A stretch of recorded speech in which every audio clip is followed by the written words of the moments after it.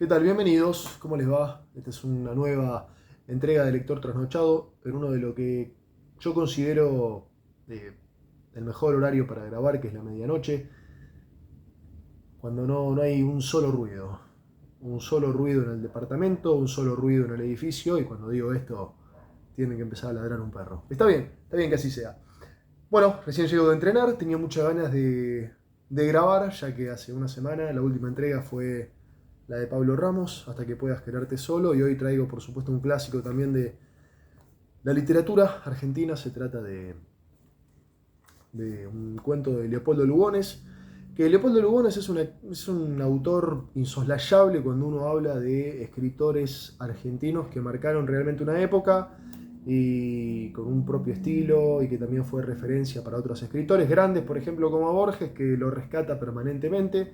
Sin embargo, hoy en las escuelas yo no sé si se da Lugones, no sé si en la primaria, en la secundaria, tal vez en algún terciario, tal vez a nivel universitario, en algunas investigaciones, lo cual no creo. Hace mucho tiempo que no veo a alguien que esté leyendo a Leopoldo Lugones. Cuando Leopoldo Lugones hizo muchísimo por la literatura argentina, hizo muchísimo colocando a José Hernández y el Martín Fierro como literatura emblemática nuestra. No olvidemos que en el contexto en el cual escribe, año 1904-1905, el modernismo, digamos, es una de las grandes corrientes, pero al mismo tiempo también tenemos influencias muy marcadas de lo que era la literatura española. Bueno, Lugones trata de fundar una literatura autóctona, lo cual le implica mucho trabajo con la palabra. Hay algunos textos suyos que son muy difíciles de leer realmente. A mí me ha pasado con algunos que están demasiado sobrecargados, podría decir barrocos, en el sentido de estar sumamente cargados. Por ejemplo, el Imperio Jesuítico.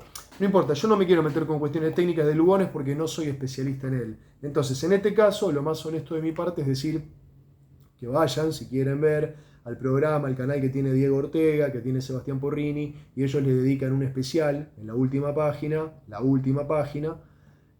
a Leopoldo Lugones. Tienen una charla con una eminencia al respecto, y con respecto al estilo, con respecto a las influencias, cómo atravesó la literatura argentina, qué marcas dejó, en qué textos podemos encontrar la influencia de Lugones. Bueno, ellos son especialistas en esto. Yo simplemente, respetando la premisa del canal, digo, Lugones tiene que estar. Porque hizo todo, el tipo fue historiador, fue educador, estuvo en la política, fue diplomático, escribió de todo, poesía, escribió ensayos como El Imperio Jesuítico, una sola novela, bueno, y su muerte. A ver, yo creo que hay dos cosas de Lugones que trascienden, y esto sí lo digo y ya me meto en el texto. O tres cosas, mejor dicho. Una tiene que ver con su muerte. Él se suicida en una botella de whisky, cianuro, y se mata. No se sabe la causa de la muerte, si era una depresión, si tuvo que ver con un amorío y algunas cuestiones que salieron a la luz. Eso no importa, son todas suposiciones, no vienen al caso. Pero la muerte de Lugones es el suicidio, al igual que sus grandes amistades. El caso de Horacio Quiroga, que también se suicida, Alfonsín Storni, que también se suicida. Bueno, no deja de llamar la atención como dato. Lo mismo la frase por la cual a veces se lo recuerda a Lugones, que es la hora de la espada, haciendo referencia a la casta o a la aristocracia del ejército, de los militares, como un llamado a la acción por los militares. Cosa que dice en 1924, y en 1930 viene el golpe de Estado o el golpe militar de Uriburu, que derroca a Irigoyen, ¿no? Como un vaticinio, como una profecía. Entonces, muchos se agarran de eso. Uy, la hora de la espada. Y hablan de Lugones como un germanófilo, etc. Y una tercera cosa, antes de pasar al texto, tiene que ver, justamente a propósito del cuento, que es el vaso de alabastro, con el clima esotérico que había en esa época. Cuando escribe este cuento, varios autores están hablando de lo mismo. Varios autores se están fijando, cuando digo en Oriente me refiero a Medio Oriente, a Egipto, y todo lo que viene de esa zona. Hay un clima, hay Leopoldo Marechal y otros se van a fijar también ahí, Borges incluso. Bueno, Lugones no está exento de eso. Y hay algo interesante en Lugones, y es que él se mete en las narraciones y cita en muchos de sus textos a amistades suyas, o conocidos que tuvo. Una figura muy influyente que se codiaba con diplomáticos, con escritores de renombre, con antropólogos, tipo que sabía muchísimo de todo, muy leído. El cuento que voy a leer forma parte de un conjunto de relatos que son los cuentos fatales de Leopoldo Lugones, y el que les voy a leer específicamente se llama El vaso de alabastro. Un poquito de agua y ahora sí. Mr. Richard Neil Skinner, socio de la Institución de Ingenieros Civiles, miembro de la Real Sociedad de Geografía y miembro de la Sociedad Anticuaria de Edimburgo, es un ingeniero escocés, jefe de sección en el ferrocarril del Cairo a Asuán, donde se encuentran las famosas represas del Nilo junto a la primera catarata. Si menciono sus títulos y su empleo, es porque se trata de una verdadera presentación, pues Mr. Neil Skinner hállase entre nosotros desde hace una quincena, procedente de Londres, y me viene recomendado por Cunningham Graham, el gran escritor cuya amistad me honra y obliga. Mr. Neil, de quien estamos hablando a su vez, me ha pedido esta presentación pública porque el viernes próximo a las 17:15 iniciará en un salón del Plaza Hotel, su residencia, algunas conversaciones sobre los últimos descubrimientos relativos a la antigua magia egipcia. Y desea, por supuesto, evitar que una información exagerada o errónea vaya a presentarlo como un charlatán en busca de sórdidas conveniencias. Sabiendo el descrédito en que han caído tales cosas, adoptará todavía la precaución de no invitar personas calificadas. Únicamente va a invitar a personas calificadas y que posean algunos conocimientos históricos en la materia. Por lo cual los interesados tendrán que referirse a él directamente en persona. Para los que no lo conocen, Mr. Neil, el señor Mr. Neil, es rubicundo y jovial, y hasta me parece que algo corto de genio. Cuando fui a pagarle la visita, hallábase precisamente alegre como un colegial por haberse dado en el hotel con un condiscípulo del Marischal College, oriundo también de la sólida Aberdeen, su ciudad natal, Mr. Francis Guthrie, un escocés que por su traje y su pecosa rugosidad parecía tallado en el granito del lejano país. Tampoco, aclaro, no hay nada oculto en el viaje de Mr. Neil. Trátase de un prosaico estudio de nuestras maderas fuertes que la administración ferroviaria egipcia propone ensayar para el asiento en terrenos pantanosos. Claro, es que a poco andar, y como nuestro huésped me manifestara su intención de disertar sobre la magia egipcia, ya estaba yo preguntándole por los últimos descubrimientos que han enriquecido la arqueología con desusada profusión. En Egipto, me dijo él mismo, todo el mundo es un poco arqueólogo. La arqueología se vuelve allá una tentación irresistible, imaginará. Yo tardé bastante, me dijo, en apasionarme por los descubrimientos. Eso tenía que venir, claro, pero a mí me ocurrió en forma distinta de la habitual. Déjeme que le cuente. Era yo un cazador entusiasta. No ocupaba mis asuetos en otra cosa cuando cierto día tuve la ocasión de salvar, mediante un tiro certero, a un muchacho egipcio, desertor de la caravana del Senar, que bañándose en el río había caído presa de uno de esos cocodrilos casi legendarios ya. Aunque salió con su brazo izquierdo casi inutilizado por la terrible mordedura, Mustafá, mi protegido, guardóme aquella inagotable gratitud característica del musulmán, sobre todo cuando cree deber el favor de la vida, pues entonces solo considera redimida su deuda mediante un favor igual. Exageraba todavía su afección por mí el hecho de haberlo tomado a mi servicio, para aliviar de tal modo la desgracia de su mutilación. Fue él quien, de vuelta a mi puesto, que era entonces Esné, la antigua Latópolis de los griegos, despertó mi curiosidad regalándome dos joyas antiguas, sumamente curiosas. Un gavilancito de oro esmaltado y un sello de cormalina que, cifrado con la palabra vida, es, según me dijo, un amuleto de preservación. La verdad es que fue inútil cuanto hice por averiguar la procedencia de aquellos objetos, incluso el recuerdo de la ley que castiga el tráfico y la ocultación de antigüedades valiosas. Mustafa se evadía con las exclamaciones árabes de cajón. ¿Quién puede saberlo?, me decía. Que Alá compadezca mi ignorancia. O bien me decía, solo Alá es omnisciente. El caso es que esos campesinos, felas se los llama, un cruzamiento de árabe y de egipcio, saben y callan muchas cosas, a despecho de la opinión corriente. El sentimiento nacional que parecía dormido en aquellos naturales acaba de causar a mis compatriotas más de una sorpresa. Nativo de Sné, que es una de las estaciones de la caravana en la cual se enganchó para ir a caer víctima del cocodrilo, Mustafa, mi protegido, es muy experto en excavaciones arqueológicas, pues la mencionada ciudad, Sné, hállase a unas 28 millas tan solo de la antigua Tebas, y él, como peón de numerosos exploradores, había hecho, por decirlo así, toda la carrera. Desde que niño aún, conchavábanlo para que animara a los jornaleros, cantando, hasta que mayorcito cargaba las espuertas de escombros y ya adolescente manejaba el asadón. Su experiencia llegó a ser muy grande en la materia. Hizo toda la carrera. Poseía, lo que es también un don de su raza, el discernimiento de los indicios imperceptibles.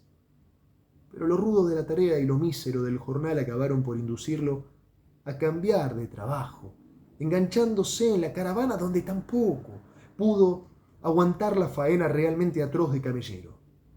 Es un temperamento sensible, de una delicadeza superior a su medio. Así, de doméstico, pasó a ser luego mi ayudante.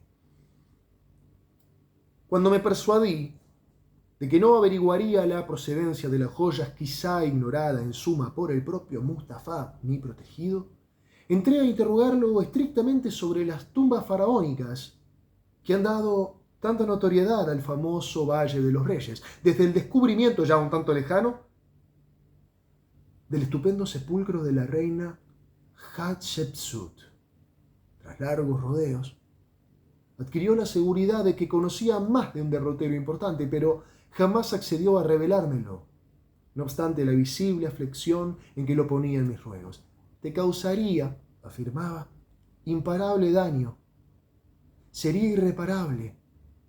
Después me decía con solemnidad, nunca seas el primero que penetre en las tumbas reales. No inquietes con la violación a los guardianes de la entrada. Nadie escapa al enojo de los reyes. Me lo decía con solemnidad, con gravedad, Mustafa. Sí, dije yo entonces, bromeando, no me tomaba en serio su comentario. Seguro es el conocido cuento de la venganza de las momias, Mustafa. Con gran sorpresa mía, el joven me decía estas cosas. De repente el jovial Mr. Neal, que estaba contando esto, permaneció grave. Miró un momento la ceniza de su cigarro y me dijo, es que realmente hay algo de cierto en esto. Y esto me lo afirmó con sencillez. ¿Cómo? Le dije, ¿usted va a sostener con lo serio que es? Lo interrumpí. Yo nada sostengo, me dijo. Narro lo que he visto y nada más. Jugará usted mismo. Le ruego que me deje proceder con cierto orden. Tengo el hábito de los informes técnicos y fastidiosos. Visitando un día con Mustafa el hipogeo de la reina Hatshepsut, donde estudiaba in situ la mejor escritura jeroglífica, la clásica diríamos, que corresponde para mayor ventaja a los gloriosos tiempos de la 18ª dinastía, pues no hay libro comparable en claridad, tamaño y color a esos vastos muros verdaderamente iluminados de historia. Recordaba a mi ayudante, menos por interesarlo que por complacerme, diciéndomelo a mí mismo, la biografía de aquella soberbia emperatriz, incomparable estrella de su cielo dinástico. Y con la aproximación quimérica que a través de los siglos sugieren allí las necrópolis intactas, donde han subsistido en la imperturbable serenidad hasta las flores de hace 3000 años, creo que infundí una especie de entusiasmo personal, tal vez de cierto vago amor, a la expresión con que dije, divina reina, heroína y mujer que vence como un faraón hasta adquirir el derecho de inmortalidad, con esa desnudez viril y esa barba de oro de las estatuas triunfales, y al propio tiempo envía a una flota que le traiga a su jardín para envolverse en saumerios como una deidad los sicomoros de incienso del país de las aromas. ¿No es de una coquetería realmente imperial esa expedición a la costa turífera de los actuales somalíes? Y esa avidez suntuaria con que manda sacar a tanto costo las piedras preciosas, los metales nobles, las maderas finas, el lapislázuli y el marfil, y todavía la construcción de aquella tumba prodigiosa, cuyas galerías de casi 200 yardas se hunden cerca de 90 en la roca viva de la montaña sepulcral. Entonces Mustafa, con un acento y una penetración psicológica que no le conocía, dijo: pones en tus palabras tanta pasión que te libras indefenso a todas las influencias. Por eso, no quiero conducirte a las tumbas reales. Aunque te rías de mí, lo cierto es que los antiguos pusieron espíritus materiales para guardar la entrada. Son los vengadores siempre despiertos. Cada cual tiene su modo de ofender, pero todos matan. En poco más de un año que duró la exploración de este sepulcro de la reina, hubo 2 suicidios entre los exploradores. Solo más adelante comprendería yo aquella expresión que me pareció absurda de espíritus materiales empleada por Mustafa, extraordinariamente locuaz ese día. Pero su competencia en excavaciones realzóse ante mí con la insospechada agudeza que acababa de revelarme. Así, cuando algún tiempo después me escribió el secretario del Lord Carnarvon para solicitarme ayuda en las exploraciones del hipogeo de Tutankamón que iban a empezar, creí hacerle, en la persona de Mustafa, la mejor recomendación de un buen práctico. ¿De modo que usted asistió? Empecé. Efectivamente. Debí a esa circunstancia la invitación de asistir a la apertura. Entonces, ¿opina usted que el tan comentado fallecimiento del Lord fue, como se dijo por fantasía, una consecuencia de ese acto? Repítole que voy a narrarle lo que pasó y nada más. Yo no juzgo. Solo le cuento, permítame.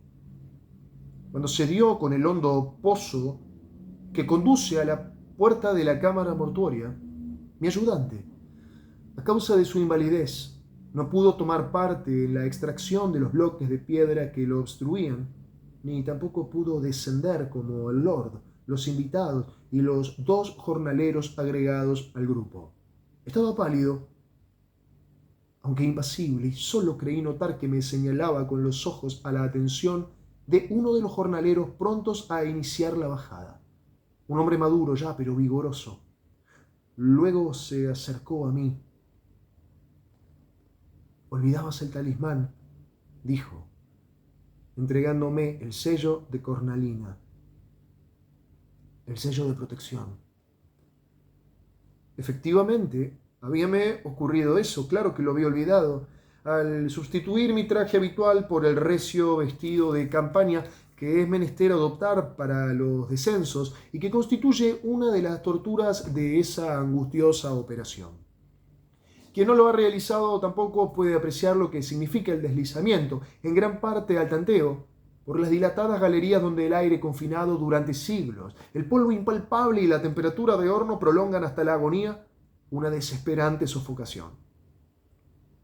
Nada más distinto del maravilloso paseo arqueológico que sugiere al lector la narración del descubrimiento. El descenso del pozo sepulcral es peligroso, además de siniestro. Hay que precaverse mucho de las rozaduras contra los cantos filosos de las paredes, pues bajo el clima de Egipto, la más pequeña herida puede acarrear consecuencias funestas.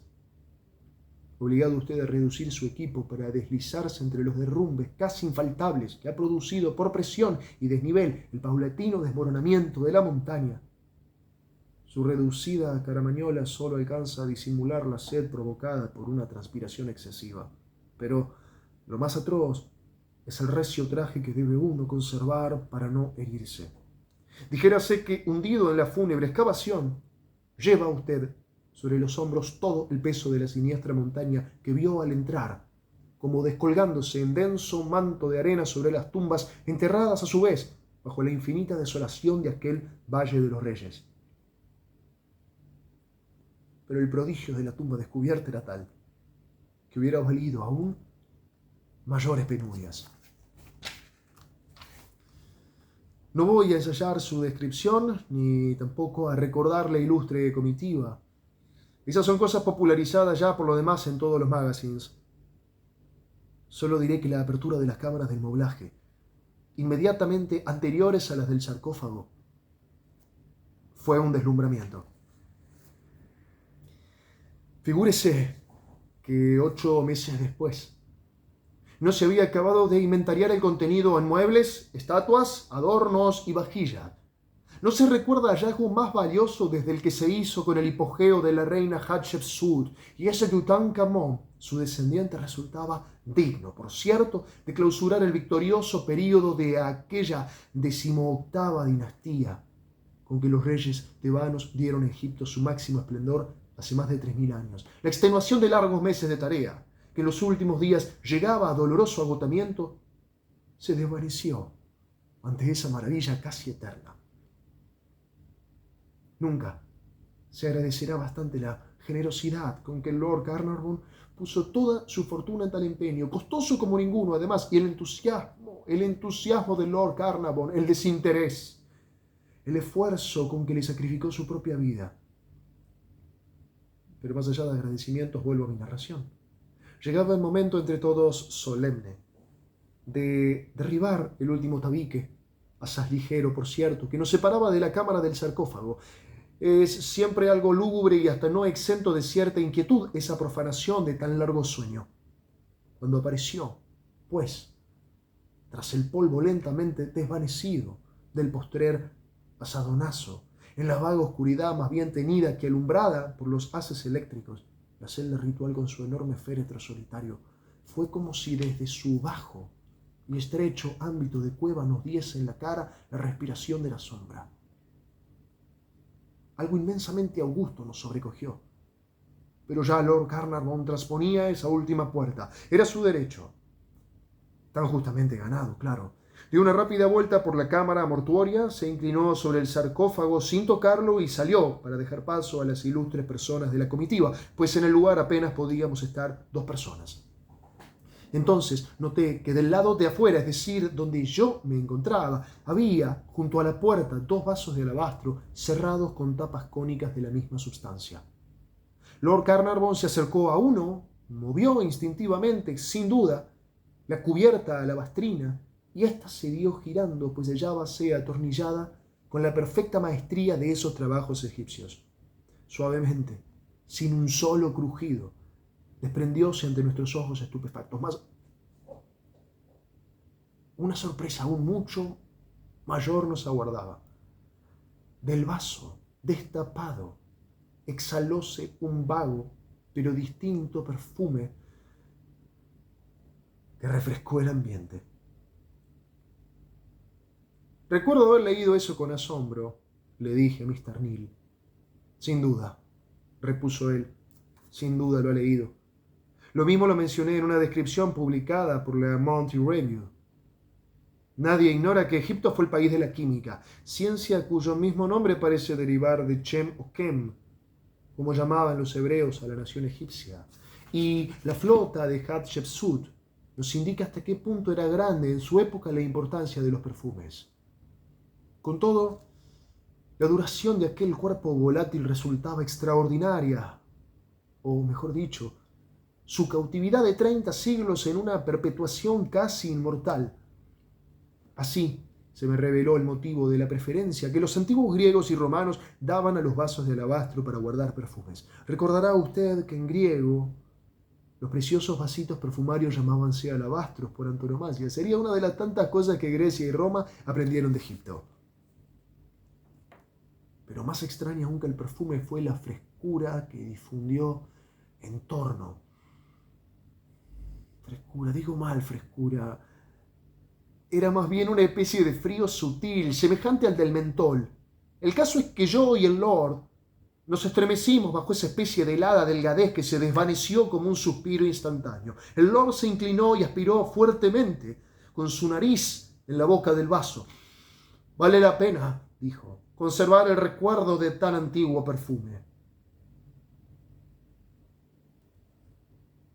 Hubo en la puerta un ligero atropellamiento que llamó su atención y yo aproveché la coyuntura para intentar lo propio. En ese instante el Fela, a quien había hablado Mustafá, interpúsose como una sombra, haciéndome con la cabeza y los ojos un enérgico signo de negación. Dijo, no. Por más que dicho acto me asombrara, no le hice caso alguno e insistí. Entonces, arriesgando un ademán de audacia increíble en aquellos tímidos paisanos, asió mi brazo con brusquedad, al paso que murmuraba en árabe para que solo yo pudiera oír y entender: «Atorat el-Mut, el perfume de la muerte, el perfume de la muerte». Entretanto el Lord acababa de tapar nuevamente el vaso. Yo había querido hacer lo mismo y me habían detenido.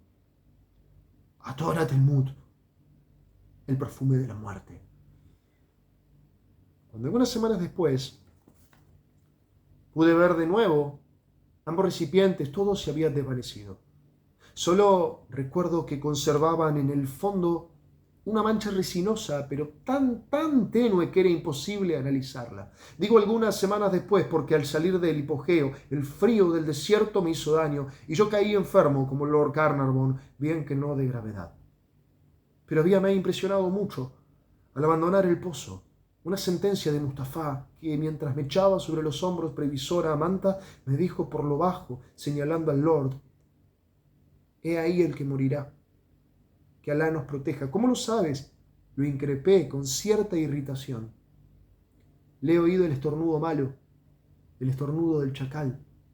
Recordé, en efecto, aquel acceso que también había oído estallar con la sequedad lastimera de un ganido, pero repliqué, menospreciando la superstición: «Es un efecto del frío, Mustafá. Otros hemos estornudado también».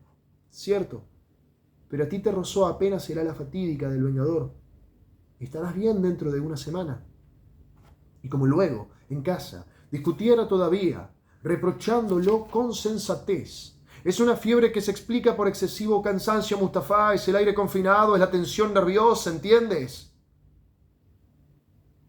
Sin embargo, Mustafá pudo derrotarme una vez más, contestando impasible. Al dificultar el acceso de sus tumbas, los antiguos contaban con esa predisposición que entrega rendidos los violadores a los guardianes de la entrada. Casualidad o no, ciertas o no las palabras de Mustafá, la cuestión es que el Lord Carnarvon no se levantó. Víctima de una extraña fiebre que no pudo la ciencia dominar, luego se le declaró la neumonía, cuyos síntomas yo también experimenté, y su fallecimiento malogró una bien útil y generosa existencia. «Habíase hablado también de cierta infección causada por la picadura de un insecto», le dije a Mr. Neal. «Sí, al principio sí, y no sin razón, porque le he dicho lo peligrosas que son las más pequeñas lesiones bajo el clima de Egipto. Este es, en suma, el verdadero áspid de Cleopatra, pero la neumonía fue, al menos para mí, un desenlace concluyente. Abrigo la convicción de que Lord Carnarvon suspiró finalmente la muerte en la boca del vaso de alabastro. Al olerlo, lo aspiró y luego lo exhaló al morir». Así cobraba sentido la expresión paradójica de Mustafá, pues el perfume mortífero era, en efecto, un espíritu material.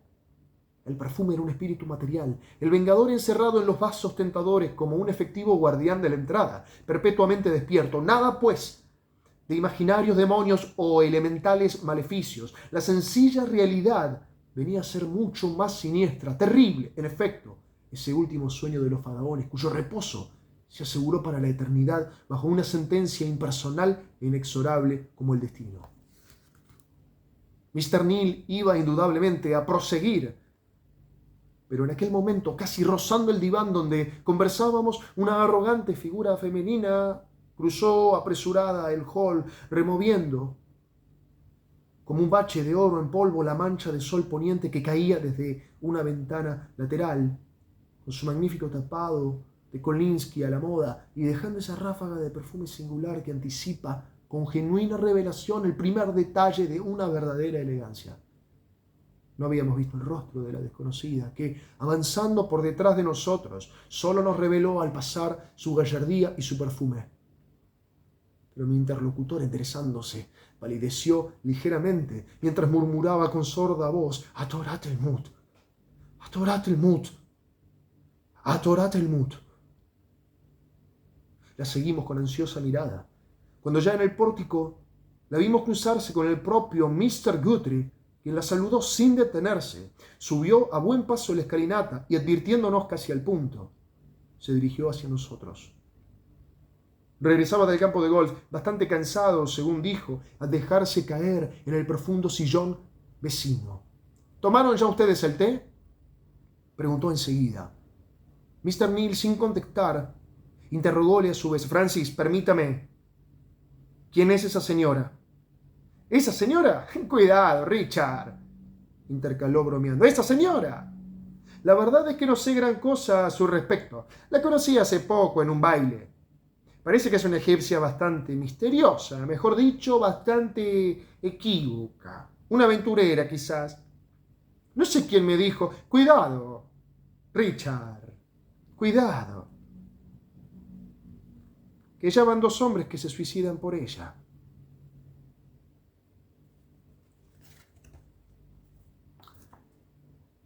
Esta es la edición que yo tengo de los cuentos fatales de Leopoldo Lugones.